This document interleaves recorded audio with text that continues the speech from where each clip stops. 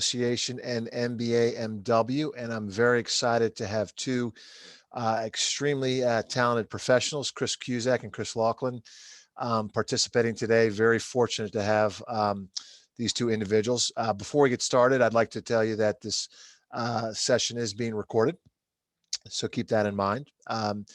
So let me get to introducing the two Chris's. First of all, Mr. Chris Cusack. Chris joined Presidential Bank Mortgage in 2019 and serves as Senior Vice President, Mortgage, Lending Capital Markets, Secondary Marketing, and Operations. He's a strategic leader with more than 25 years experience in mortgage banking and financial services in the areas of capital markets, financial management, pricing, operations, and originations. Prior to Presidential Bank, Chris led capital markets for a regional mortgage lender where he developed and implemented strategies that significantly increased gain on sale and enhanced secondary and capital markets operations. Earlier in his career while at Farmer Mac, Chris issued debt, managed a fixed income portfolio, issued agricultural MBSs, and hedged managed interest rate risk. Prior to this, he worked for KPMG Consulting in its national mortgage finance group, serving clients that included multinational financial services companies, leading mortgage originators, servicers, the GSEs, and the Mortgage Bankers Association. Chris holds an MBS from Boston College, an MBA from George Washington University, and has earned the CMB designation.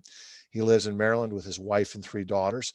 He also is very shy about his golf prowess at BC, where he was the 1989 New England College Golfer of the Year. More on that story later.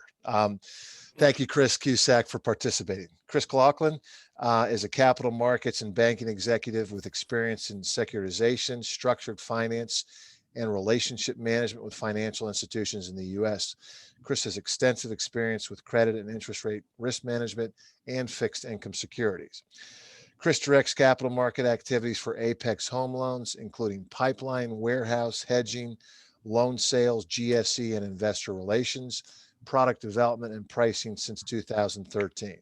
Prior to Apex, Chris was a senior hedge manager with Compass Analytics and a director with Freddie Mac.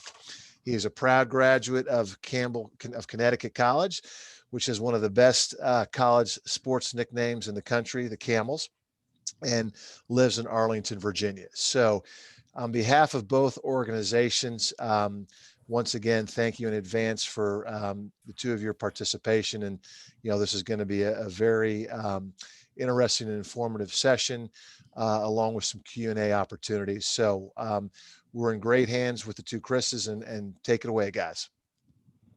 Thanks, Malcolm. Thank you, Malcolm. Thanks, everybody, for joining. So I think the challenge with some of these kind of seminars or Q&As, whatever you want to call it, is that sometimes the audience spans a wide spectrum of experience on the topic. So I think in preparation for this, I think what we came up with is some background stuff that we can discuss. And then we've got some questions that, we've anticipated may come up. So we'll go through that. And then I would encourage anyone to speak up or interject while we go through the materials. I think presentations like this are probably most effective when people have a chance to, add to the discussion with questions as we go along. So the background primer type information, there's a few things people kind of threw out there. So as basic as you can get, one of the topics was what does GSE stand for? I think many of us probably know that it stands for government-sponsored enterprise. We commonly think of Fannie and Freddie as the GSEs, but there are other GSEs. Farmer Mac, I would be remiss if I didn't mention Farmer Mac, my former employer. And then, of course, the federal home loan banks are GSEs as well.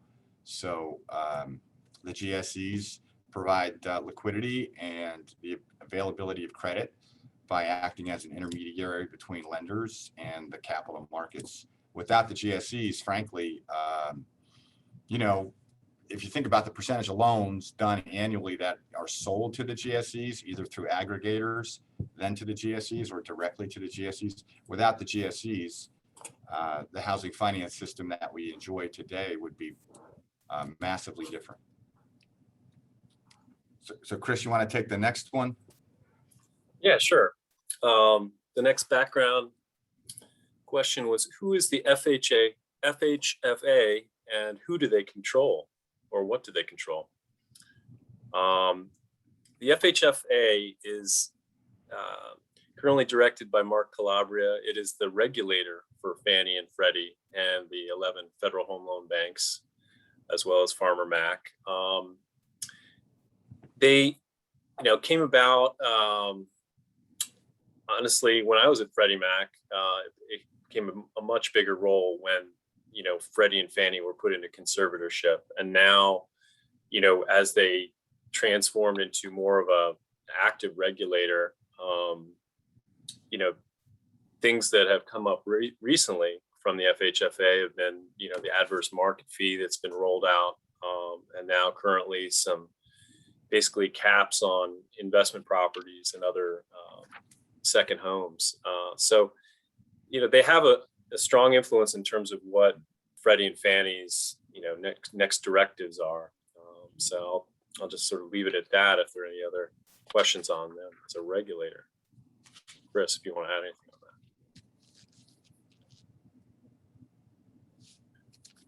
on that. Okay. The next primer sort of question was, what is a hedge? And a hedge is what I do when my 12-and-a-half-year-old daughter asks if we can get ice cream and I haven't checked with my wife. So a hedge is basically, it's a term that's referred to when you have a pipeline of interest rate locks, and rather than locking those in with investors, you've chosen to manage that interest rate risk yourself. So what one would do is take out a position, a trade that would move in the opposite direction of the value of the asset you're hedging. So if I have a rate lock and I commit it to an investor, I don't have any interest rate risk because the investors agreed to pay me a specific price. But if I choose to hedge that myself and sell it in a different fashion, in a mandatory fashion, I now have interest rate risk. So as rates rise, the value of that lock that has a specific rate, so the market rates are rising, so now the value of that lock is decreasing. So I need to take out a position in the capital markets that would move inversely with that. And by having an instrument that moves inversely with the value of that rate lock, I've insulated myself against a decline in value of that rate lock. Because as the rate lock may decline in value, my hedged instrument would gain in value, and so as a result, those would net one another, and then my profits would effectively be insulated from those market movements. Yeah, typically when we're hedging a pipeline, we'll use the mortgage-backed securities market, the TBA, or to be announced MBS market, and use a coupon hedge that will reflect, I guess, the same characteristics of the loans that you took in on any given day in secondary. So if you took in a lot of 2 3/4 note rates, you may want to go out and sell a 2% in March or April to cover that risk for when those loans will be closing. So it's sort of basic background. All right. The next question is sort of a follow-up on how does a hedge protect against losses? Well, Chris Cusack basically detailed that, but the thing about the hedge is that these instruments that we use are very liquid and traded at high volume, so they react to the market and in an opposite or inverse fashion. That way you can protect against losing the value of your rate locks in your pipeline. And with that in mind, it's a little bit more efficient, or a lot depending on the size of your pipeline, to manage it that way, because you don't have hundreds of different commitments that you have to watch for when they're expiring. If you had 100 loans in your pipeline, it's much easier to hedge them than to have that many commitments individually. So I'll let you take the next one, Chris. Is that the best efforts and mandatory? Yep. Great. So people talk about, is a given lender selling on a best efforts or a mandatory basis? So that's generally the context. How are you selling your loans? Best efforts or mandatory? So best efforts. If I'm a best efforts seller, as borrowers lock with us, we have to honor that rate that we've committed to them. So what we do is we then lock that loan with an investor on a best efforts basis. So what that best efforts term means is that if I will exercise the best efforts I can to make sure that I deliver that loan to that investor. And if the borrower decides not to buy the home, or if the borrower decides that they think rates are going lower and they're going to hold off and refinance later, then that loan falls out of my pipeline. I don't have a loan. I no longer have a loan to deliver to that investor, but I did commit on a best efforts basis to deliver that loan. So what are the implications of that loan falling out of my pipeline and me not being able to deliver it? Well, because it was a best efforts commitment, there are no implications. I notify the investor that I won't be delivering that loan, and then we move on. To contrast that, if I have a pool of loans and I put those and they haven't been locked, so they've been hedged, and now I want to get investors to bid on those loans. When those investors bid on those loans, I'll commit to deliver those loans on a mandatory basis. So if I commit to deliver 10 million to a given investor on a mandatory basis, and I don't deliver 10 million, I'm subject to what's referred to as pair-off fees. So there's a penalty. If I breach a mandatory commitment, I have to pay a penalty, whereas with the best efforts sale, there is no penalty for non-delivery. So we can talk more about the pros and cons of best efforts and mandatory, but I'll pause there because I think the goal of the question was to make the distinction between best efforts and mandatory. Yeah. Any questions at this stage? I guess it's either the primer's too basic or people haven't had their second cup of coffee. So I guess the only thing I'd add on the best efforts is usually you're locking those in right when you take a new rate lock versus the mandatories. That's after the loans have closed, and that's when you're going to take out a mandatory, sell them, because obviously you can deliver those loans. Hey guys, what do you think in terms of the market today? And obviously the DC market's probably different than other national markets, but on a national basis, what do you think would be the difference between, or the percentage of loans that are being locked mandatory versus best efforts? Would you have any intelligence on that? Or care to guess? I think I would kind of say if someone has a fulsome mandatory program and that's what they've committed to in terms of how they're selling their loans for that given lender, I would bet that 70 to 80% of all of their locks would be hedged and then delivered on a mandatory basis. Okay. And that percentage that wouldn't be hedged and delivered on a mandatory basis would be products that don't easily hedge or aren't easily sold on a mandatory basis. So oftentimes lenders that are committed to a mandatory program would refrain from hedging ARMs. Chris mentioned how liquid the TBA or the MBS market is. And it's because it's so big and liquid, it provides an easy hedge.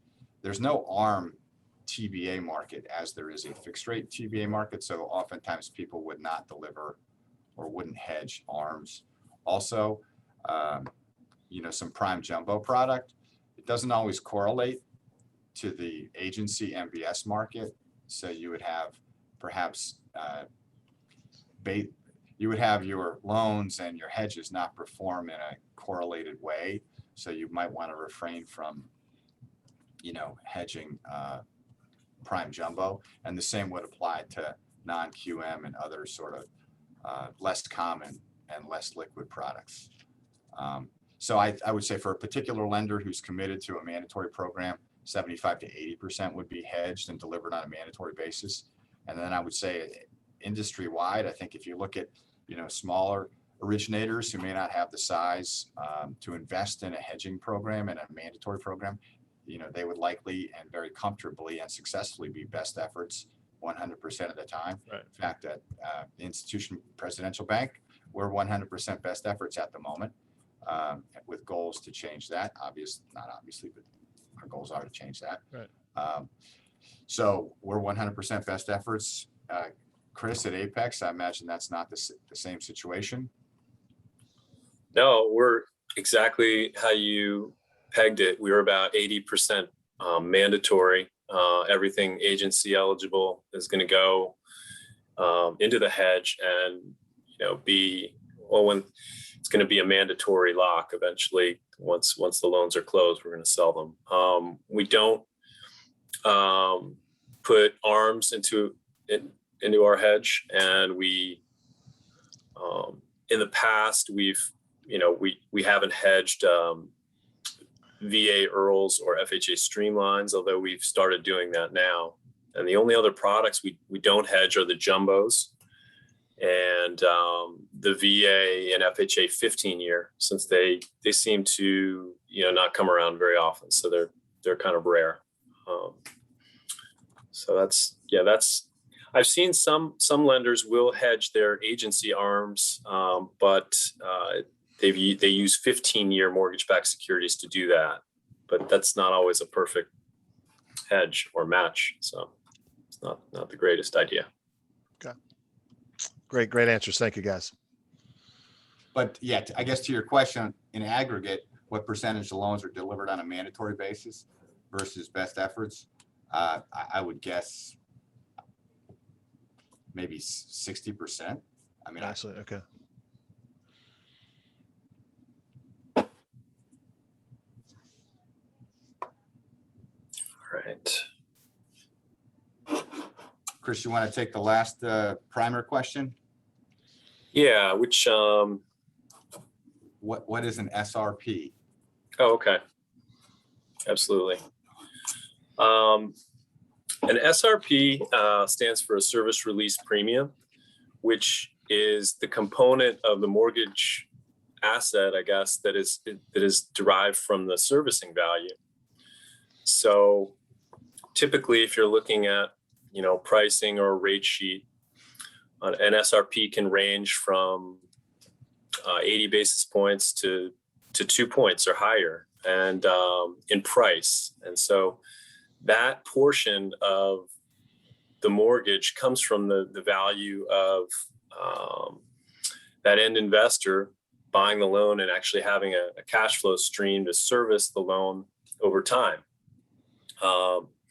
So the value of servicing then becomes an interesting piece of the equation, because it's actually the lower the interest rate, the longer that cash flow is going to be around, the more servicing value you're going to have. So if you think about it, you're going to have, note rates in the twos having a greater SRP value than note rates in the high threes.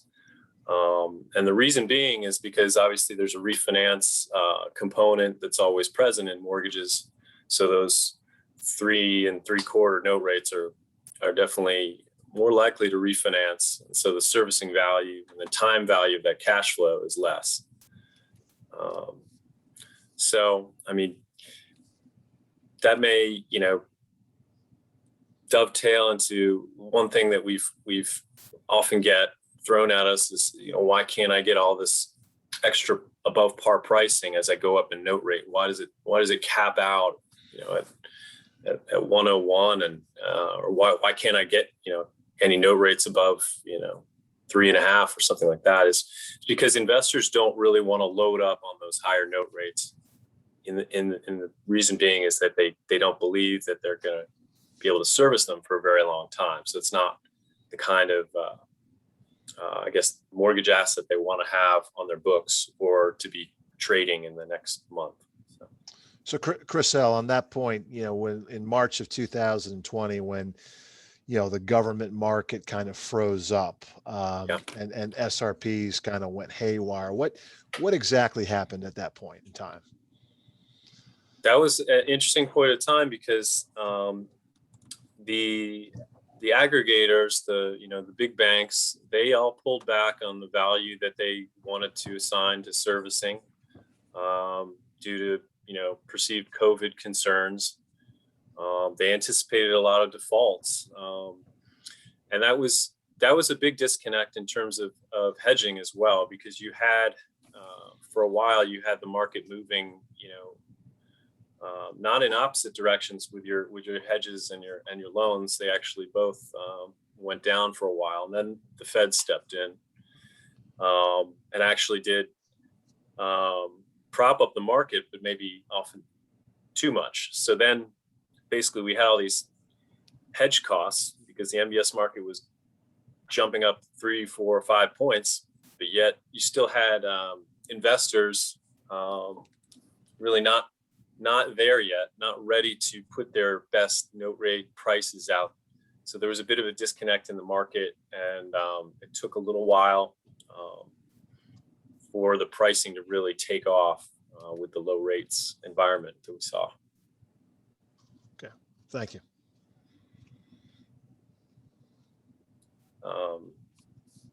Yeah. Did I answer your question, or is it? Yeah, that's very helpful. That was obviously a confusing time for all of us, and still probably most people don't understand why they're about the disconnect, but interesting period of time, and hopefully we don't see it again, but probably a chance we will at some point. Yeah, possible. Yeah, that was, and so another kind of a corollary to what Chris was saying, so the Fed stepped in, and what happened to mortgage-backed security prices is that they went straight through the roof, which is great because then ideally we can offer lower rates to borrowers. If you're hedging your pipeline, so if you think about it, if you've shorted a stock, what you've done is you've borrowed the stock and you've sold it. And so then and your belief is that stock price is going to fall. And then when the stock price falls, you buy the stock at that lower price to cover your short position, and you make money on the decline in that stock. So if you think about it, when you're hedging a mortgage pipeline, you're selling mortgage-backed securities. And then you'll have to buy those mortgage-backed securities back when the prices rise or fall. But if the Fed steps in as they did, and you're short mortgage-backed securities and they rally, you're all of a sudden out of the money. So people with whom we trade TBA securities, they're called broker dealers. In the agreements you have with broker dealers, when you're materially out of the money, you have to post margin.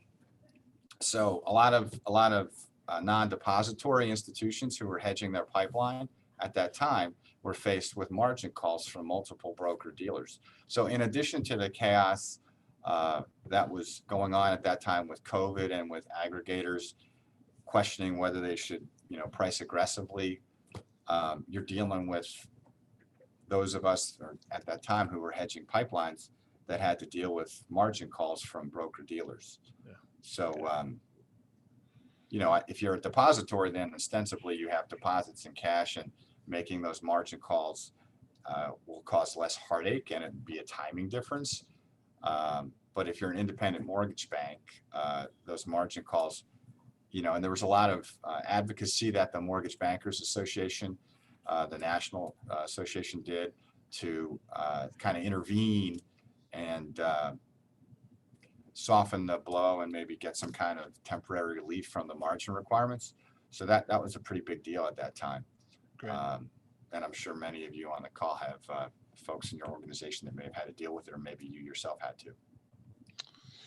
That's great. We're getting some good questions coming in. So guys, I'm going to jump around and take some questions from the chat room and some other questions that we talked about in advance. So I kind of take two questions and combine into one. And this is on the subject of long-term rates, because longer-term locks, because obviously starting to see a rising rate environment, particularly for those of us who are working with builders and new construction.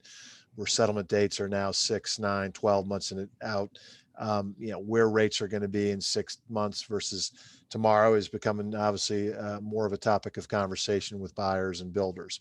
So when we look at the longer term or extended lock environment today, what are your guys' thoughts as to what that extended rate lock environment is going to be, and what are the challenges that you see that lenders will face as far as rolling out attractive extended rate lock period programs? I guess from our standpoint at Apex, we have a few different lenders that offer a long-term lock program. Typically, they're looking for a non-refundable, sometimes refundable, 1.5 basically fee up front. So that's somewhat of a deterrent, but the option for that 365-day lock is out there with several lenders. It's just, it may not be as great an idea as it seems, but it is there, and they will price for it and offer it to you. Now, certain lenders will have different caveats in that, okay, if the loan closes in a year without any extensions, you could see your fee come back to you. But if there are any extensions or it goes longer, then the fee becomes non-refundable. I've seen that. I've also seen, some long-term rate locks are non-refundable no matter what. And so I've heard in some states that that's actually an issue. So depending on where you're lending, you may want to, check in with your compliance department in terms of what you're offering. So I don't know, Chris, do you have anything else on that one? I would just say that as the market either has a view of rates rising, or if the market has volatility, the cost of a long-term lock is going to increase. And so ultimately, institutional investors and institutional money is they price for risk. So ultimately, it's never as attractive as you want it to be. And it always seems to work out that if rates stay flat or the same, the borrower wants to have his upfront points returned, or to get a lower rate. So invariably, it's just a tricky situation that always seems to have more tentacles than you'd like. If the borrower is completely happy to pay for the insurance of a higher rate in the future for fear that rates are going to go still higher, and is completely willing to let go of that deposit, then you're in a good situation. But in my experience, many borrowers want their cake and they would like to eat it too. So I'm going to go, appreciate that answer. I'm going to go a little bit off script because MBA MW President Tim Whittier was a little bit too embarrassed to ask this question of you guys. So he asked me to ask you guys, what's both of your take, given the question about extended locks? And Chris L., I detected some hesitancy about recommending that a buyer take an extended lock for a home to be built in the future. Where do you guys see rates in the fourth quarter of 2021? And we're recording this, but we're not going to hold it against you. I can tell you with certainty that they're going to be higher, lower, or the same. That's your Jesuit education talking there.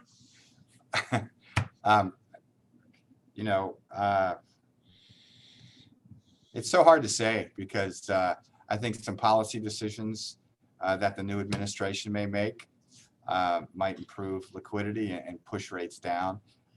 You've heard the Fed talk about how only when inflation is abundantly present will they act. So I think modestly higher than where they are now, but I don't think massively higher. Okay. Yeah, I mean, I'm kind of in that same boat. I feel like we've had a really strong run of low rates. I feel like now we've eased into where we're going to be for the next 3 or 4 months. At the end of the year, though, it's hard to say. We have to be ready for anything as hedgers. But at this point, that's so far off. There's so much between now and then. It's anybody's guess.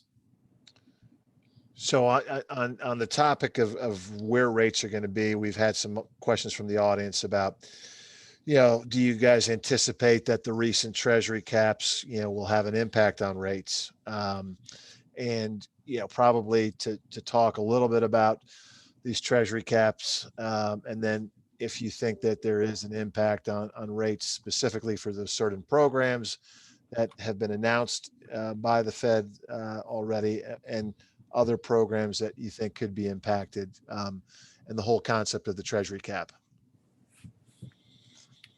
Yeah, so the Treasury cap is an interesting one. So that was part of a press release that came out on January 14th, but it seems like, largely aggregators and others kind of slept on it till 2 or 3 weeks ago. But I guess the one interesting thing about the caps is it places limits on investment properties and second homes over kind of a long-term run rate of what percentage of all loans or investment properties and second homes. So I think that's where they came up with those caps, because the language says limit the acquisition of single-family mortgage loans secured by second homes and investment properties to 7% of single-family acquisitions aligned with their current levels, right? So 7% for those properties was not 2020. Like 2020 with COVID and with people really kind of looking at second homes more seriously and buying more second homes. I've heard some lenders say that second homes got close to 20% of their annual volume. So if you think about that, 7% isn't a good percentage to cap that at. So the MBA has taken up that flag and is working with FHFA and Treasury to have them rethink that. So I think there's definitely some work being done in those areas. But ultimately, if it stands as it is and the cap is 7%, we've seen aggregators and we've seen aggregators basically have loan level price adjustments on those property types that make it so those loans, arguably won't get done. I think people who and different aggregators have dealt with this differently. So if you're an originator that needs to sell those loans, there's a good chance they'll be originated by lenders who have balance sheet for those loans or have some kind of position they're willing to take on those loans.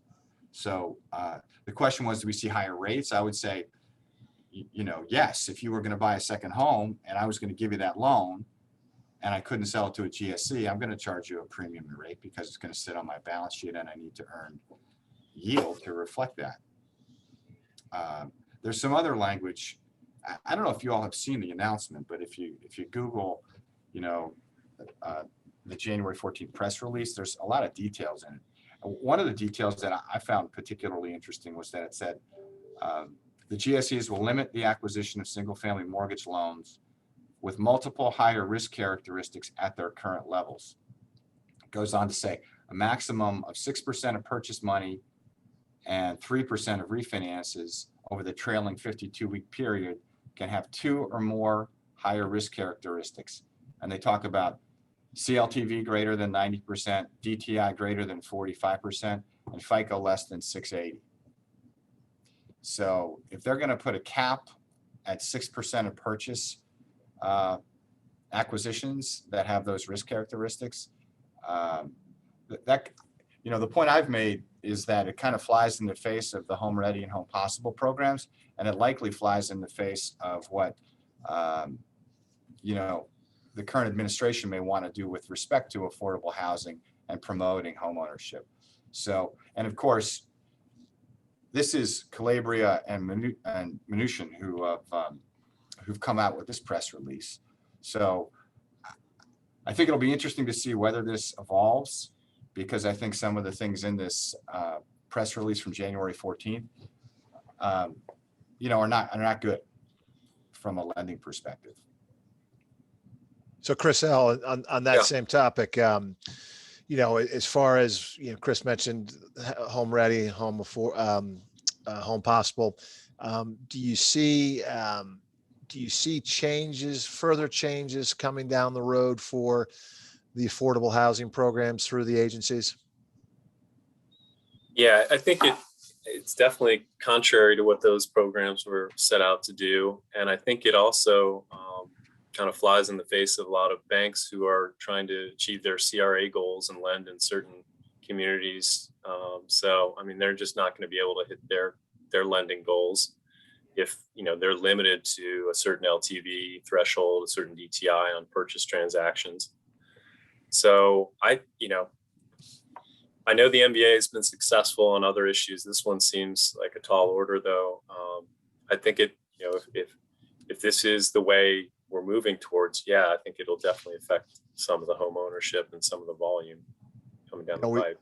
We hear rumors, as we do when every new president comes to town, as far as FHA mortgage insurance premiums being reduced, and I know there's always a lot of review of the FHA book of business, and what's your take today as far as FHA, and could we see a shift back towards FHA financing, particularly for first-time buyers, in kind of all credit spectrums? Yeah, that's a good question. We tend to do more of a mix of conforming business, but that has changed. We've done slightly uptick in FHA and the VA IRRRL program. Obviously, with rates going up, not as much incentive for those borrowers to refinance. But in terms of purchase, I would see an increase in those. Okay. Tough question that everyone wants to hear about because of the impact as far as street pricing is, what type of margin compression do you anticipate within the next year?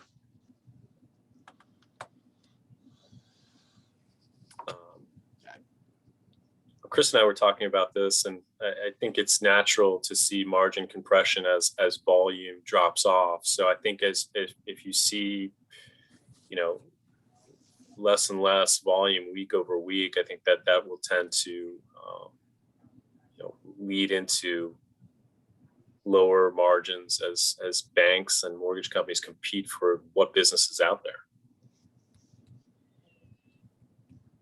And Chris, do you see how long that might take? I don't know. Yeah, I think it's starting to happen already. If you look at the spread between, like the yield on MBS and the yield on the bank rate national average. So there's definitely some margin compression now already. And I think if you think about it, we're coming from a period of time where we've had rather wide margins. So it's definitely happening. And it always, I think, does follow this natural cycle. What do you think when you look at rates, and Chris, your answer was Chris C. Your answer was very politically correct there. With they can go high, they can go low, and they can stay the same, but they're going to move. When you look at the rate environment, and you look at 10-year Treasury and the 30-year bond and shorter U.S. T-bills. We know that there's a lot of talk in the financial news about the yield curve widening or steepening versus the inverse of that, where you have a flattening yield curve. If you look at a widening yield curve, what's your sense as to the impact on mortgage rates? And we know that a widening yield curve is good for banks because net interest margin increases, which is a good sign for bank profitability. But in terms of the mortgage landscape, with a widening yield curve, do you believe this is a short-term phenomenon, or do you think this is a more of a long-lasting movement? Yeah, I think an upward sloping yield curve is sort of the normal state of affairs. It has been flat for quite a while, and therefore you've seen really a diminished percentage of loans being originated as ARMs. So I think that, if we get back to a modestly upward sloping yield curve, not massively steep, I think that's natural and wouldn't be overly surprising. And I think we would see the percentage of ARMs in the market increase a little bit. So I think, I don't know, people don't ask about ARMs very often in this current market. So I think we might see a shift back to that a little bit. Chris, Al, what do you think at Apex? What is your current ARM production right now?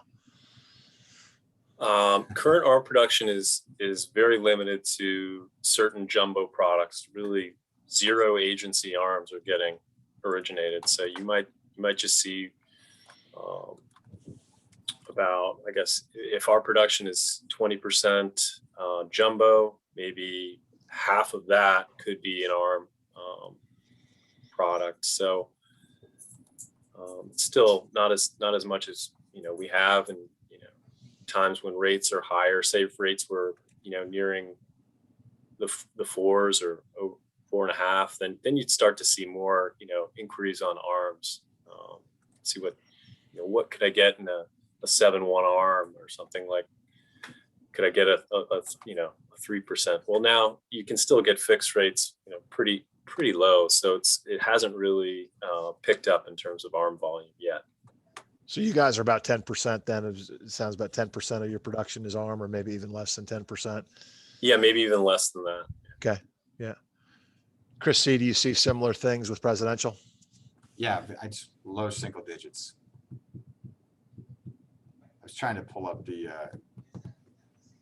chart that shows the percentage of ARMs as percentage of total lapse. And I can't seem to find it right now, but yeah, not too much. Yeah.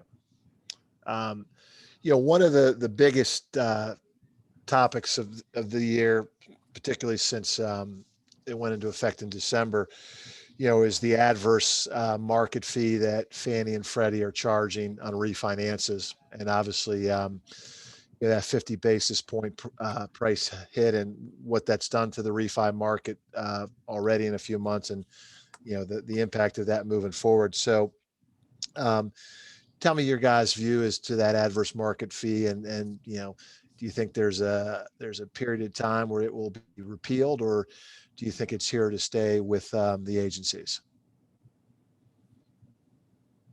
Okay. Well, I'm not a big fan of that fee. It feels like it is here to stay, unfortunately, and definitely had an impact on some of our refi volume and caused some chaos. So I haven't heard anything that it's going away, but I think that would definitely be a positive if it was loosened. I think it'll be interesting if Calabria gets replaced, what they do with that fee. I think there are different times when they tweak the LLPAs or the G fees to pay for other programs, and if you use that as kind of a jumping off point, it's hard to imagine, to Chris's point, them reducing that fee when it's more money to subsidize other losses or other programs. Okay. So okay. Yeah, I think we're stuck with it. Okay. Question that we have is, how can some lenders lock without a property address? A lock and shop program, and how do some lenders offer it and others are unable to offer it or don't want to offer it? Yeah, I think it's an interesting one. Chris and I talked about this as well. I think it's just a question of philosophy and an appetite for risk and understanding of the implications. In today's market, it's nice to have the comfort of a rate lock while you shop, but how many people have heard stories of people putting in an offer and losing to someone who had a 10% escalation clause? So how many times is a borrower going to say, I've got my lock and shop, and continue to not win properties? So if if you think about it, you give this borrower a rate and they go shop for a house and they find one or don't. And if they don't find one over the term that you're allowing for the lock and shop, you've got a customer service issue, particularly if rates have risen.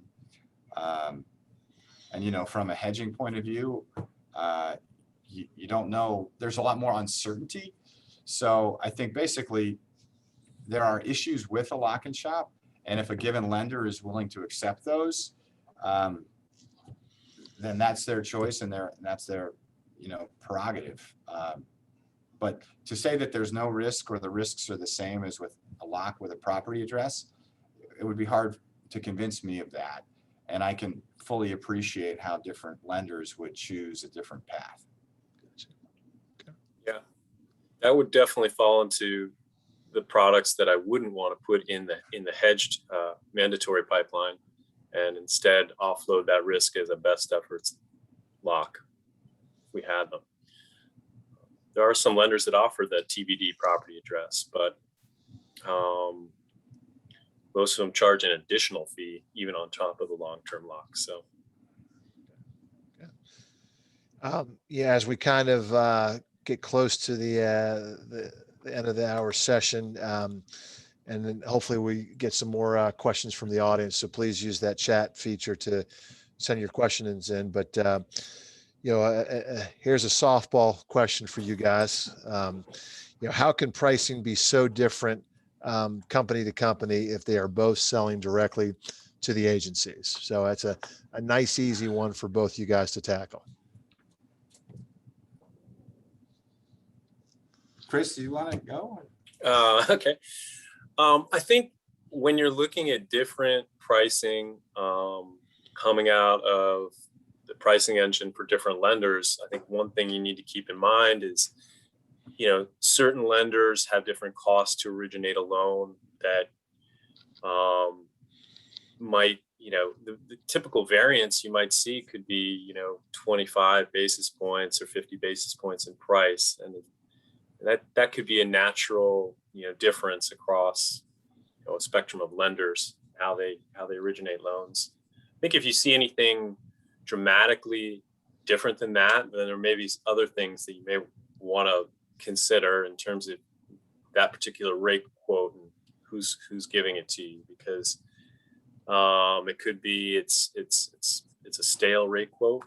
It could be any number of things, but oftentimes, you know, Chris, we were talking, we don't really see too much difference between lenders in terms of like the note rate and the price. But if it's about a quarter to 50 basis points, that's within the realm of the norm, I would say. It's good. Different lenders have different cost basis. And I know, Chris, you can add to that with, I think, something we talked about. I think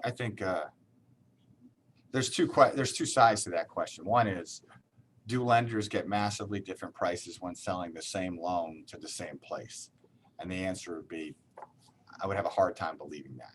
So the lender's making the same price. So now it's a question of the quote. If we're looking at competing quotes, there's a lot of variables that happen at the point of sale and that happen with a given lender.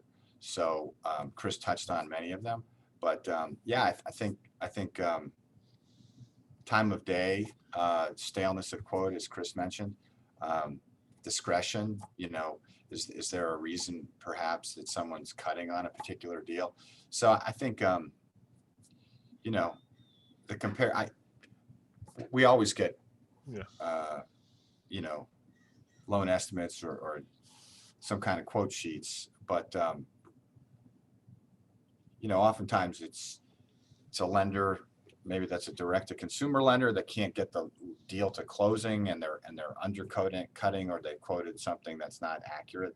So there's a lot of noise in that. But the implication of why do two lenders that sell direct have massively different pricing?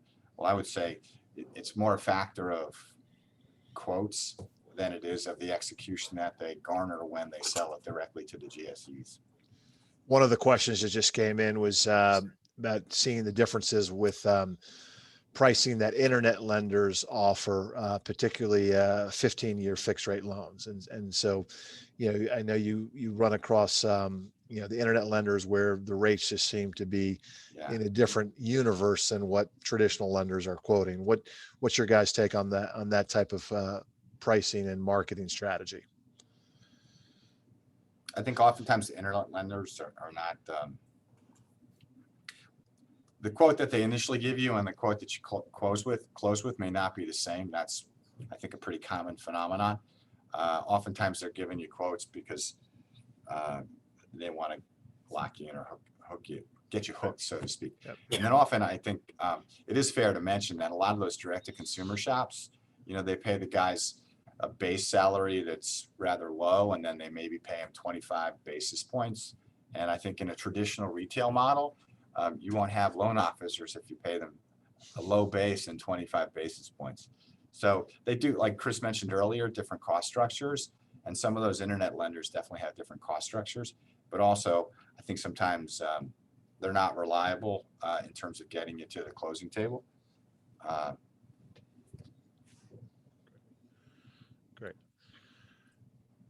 Chris L., do you have any comment on that, Chris? Yeah, I definitely would agree. You see some internet lenders quotes, and they seem kind of like something boilerplate that they're cranking those out. So oftentimes a lot of things don't get baked into the cake, and the other thing I would say is that with them paying such small I guess fees to cold call or get these quotes out to people, it's the pull through on those loans, meaning how often the borrowers will actually close, it goes down. So they it's just a kind of a different animal in terms of a retail versus a retail branch. So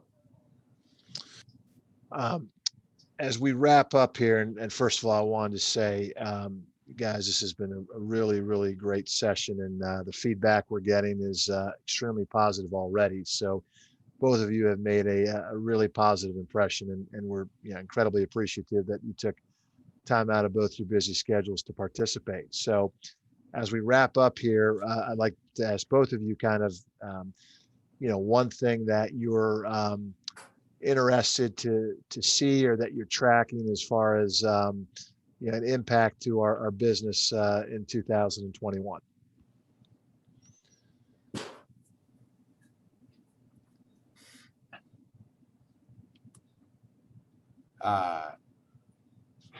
I'd like to see something happen with this Treasury announcement that deals with the GSE caps, because I don't think that's good for borrowers, frankly.